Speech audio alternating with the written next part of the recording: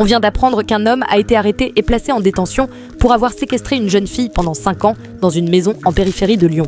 L'affaire a bouleversé tout le quartier, mais ce qui vient de se passer change complètement l'enquête. Hier soir, un voisin, Marc Lefebvre, affirme avoir reçu un colis suspect, similaire à ceux qu'il reçoit depuis plusieurs mois. Toujours le même emballage, papier marron, scotch, aucun expéditeur. Mais cette fois, le contenu n'a rien à voir avec les précédents. À l'intérieur, Marc découvre des documents qui semblent provenir d'un autre détenu, des notes, des morceaux de conversation recopiés, et surtout, un avertissement très clair.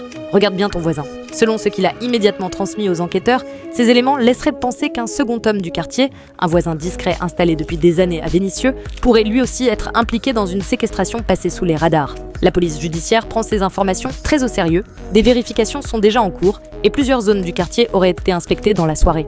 Pour les habitants, c'est l'incompréhension totale. Après 5 ans de silence autour de la première victime, personne n'imaginait que d'autres preuves puissent surgir. Et encore moins dans un simple colis déposé devant une porte. Si vous recevez vous aussi un colis suspect, surtout, ne l'ouvrez pas. Prévenez les autorités immédiatement et partagez ce reportage pour alerter le plus grand nombre.